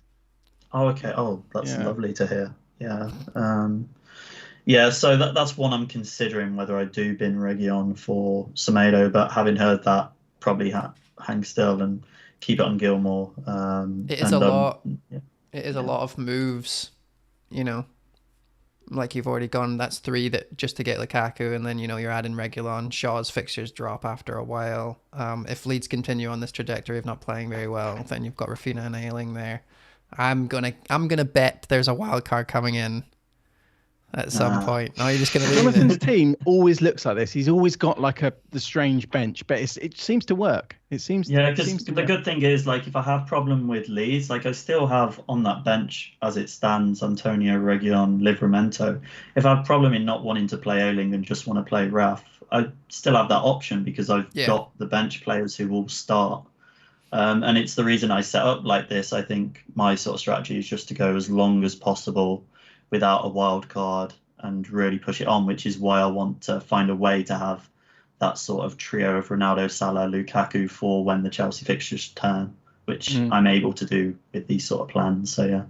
How does rotating goalkeepers work for you? Because obviously for people listening on the podcast, you've got Sanchez and Bachmann, and it's something I tried a few 2 seasons ago. I tried it, I tracked it, and rotating keepers did actually pay off for me. However, there was I was getting very lucky with like penalty saves. But how have you found it? I haven't rotated at all yet. It's just been Sanchez in net every single week. This is more just in case there's any sort of COVID stuff that comes up or whatever, and I need a goalkeeper to play or whatever. After last season, I got stung. I think I made like 4 goalkeeper transfers in the space of 7 game weeks. Otherwise, I didn't have a keeper. So I was like, this season, I'll just go with 2 4.5s as long as I don't think I'm sacrificing too much with that 0.5. It's interesting because you play quite risky, as in you didn't have Bruno game week 1, but then you play really safe in the way you have like a really stacked bench. I just find that intriguing. Is that to do with value or something? It means you can be risky on the pitch, right? If your bench is safe, you can be riskier, I'm assuming. Yeah, exactly that. If I take a punt on a player and it goes south or whatever, it's fine because I've got a bench to deal with it. And it's also a case of if I've got a fire to put out, like I do have Antonio here, I don't need to put it out straight away because I've got the bench. So I feel like being safer allows you to be riskier, essentially. But you're not like taking a punt on a goalkeeper. I know that's an extreme position, but you know what I mean? You haven't got some crazy goalkeeper that takes penalties that comes off the bench every now and then. I mean, if that was the case, if that was a possibility, then maybe, but... Edison again. All right, shall we move on? Whose teams is my team next? So you're next team? up, Dave.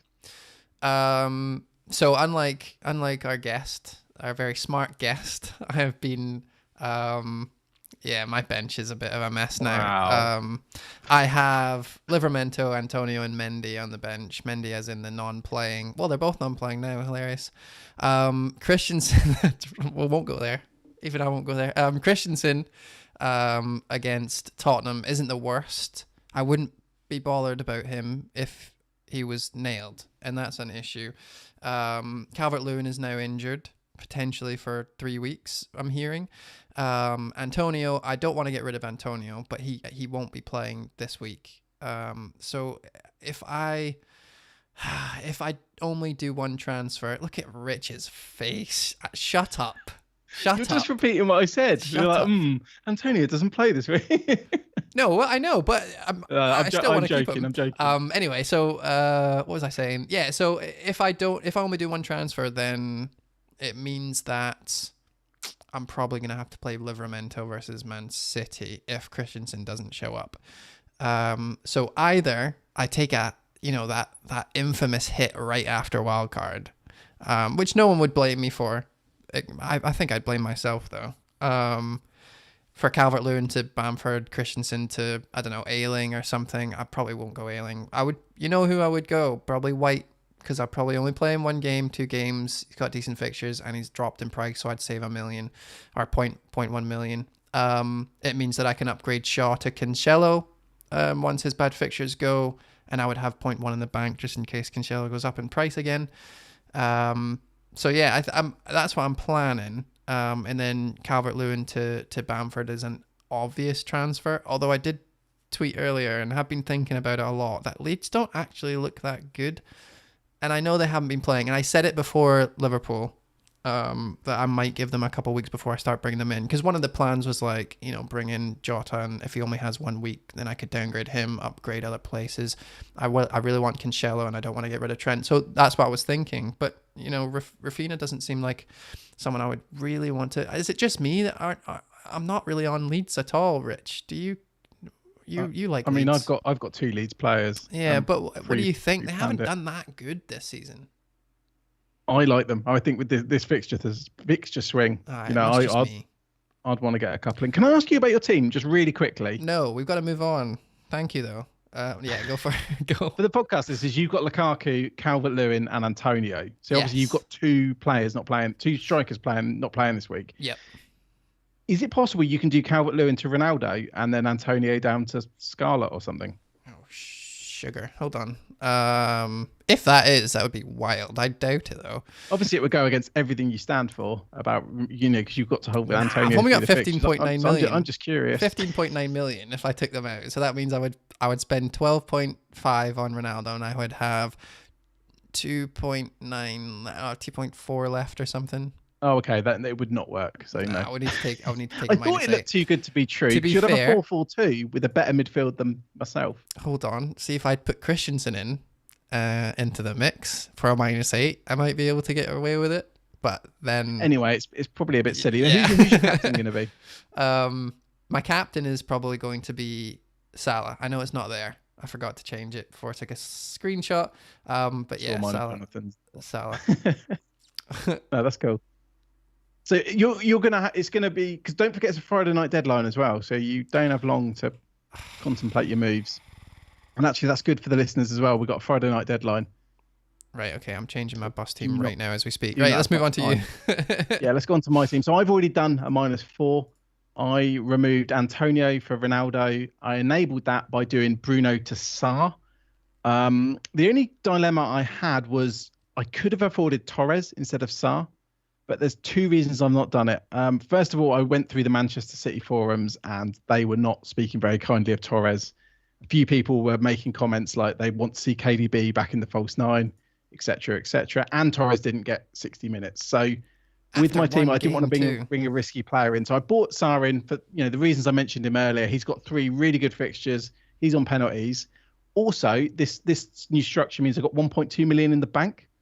So with this 4.2, I can actually upgrade Webster and Ayling to 2 Chelsea defenders or a Chelsea defender and like Cancelo. Cancelo's a bit harder. I can get to James and Rudiger though.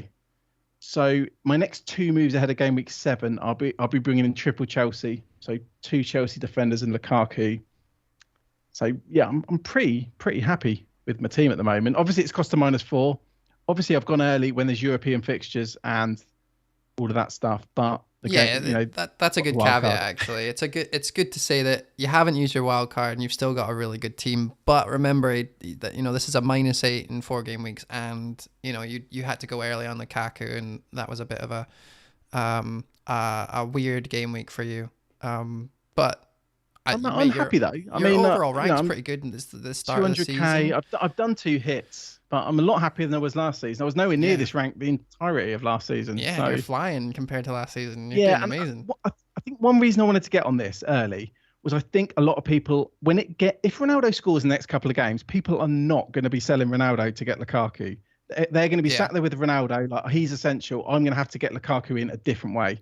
So maybe it's a dangerous game, but I'm trying to predict what people do. And I don't think I can go till game week 16 without Ronaldo, without not enjoying this game. So I'm predicting that people will not sell Ronaldo. And so Ronaldo and Lukaku up front's the way to go. Yeah. I wish I had your team, because you don't have Antonio and DCL and Christensen. You just wildcarded. I think all of our teams, they're just very different teams. And it shows this season's a lot more diverse than last year, where you used to look at someone's team and go, oh, that's good, because it was the template. It's similar. There's different ways you can go. I love that, because we all started out thinking this year was going to be similar, but these Ronaldo Lukaku additions have totally ruined any template, and we're now so diverse. It's crazy, which I love. Yeah. Mane as well. Oh, don't start. Great place to end. Yeah. No, we did have one more thing. So we had some feedback from Flowerpot Man on Twitter. So fairly new to the pod, having only listened twice, thoroughly enjoyed it, and one of the best out there, in my opinion. So thank you very much, Flowerpot Man. I assume that's not your real name, but maybe it is. I hope it is. Yeah, it's a cool name. I like that name. And thanks very Jonathan, much. Thank you very much for coming on. I know you were. It wasn't that long ago you were last on, but we saw this Wolves fixture swing, and we just had to get you back on. Mm-hmm. Yeah, it made a lot of sense. A lot of questions there about Wolves, but hopefully I answered them well. You definitely did. A lot of food for thought as well, so that's been good. I just want to say, again, thank you so much for coming on, especially after the week that kind of been easy, and I definitely wouldn't have done it. I'm not kidding about that. I absolutely would not have. So for you to sit there and just answer everything honestly and not even flinch, like, fair play, man. To be fair, I got pretty annoyed, and I let a lot of sadness out on Flapjack a couple of days before I came on. you let the on the Saturday, let it all out. I'm all right now. I can only imagine how. I almost feel like we're dwelling on this too much, but there was, when Ronaldo scored that hat trick, I was like, oh, not happy, and then obviously Lukaku saved the day. So yeah, I don't know why I've mentioned that. It's just going to make you feel worse. But your last game, it wasn't that bad. And you've had some incredible seasons in recent years.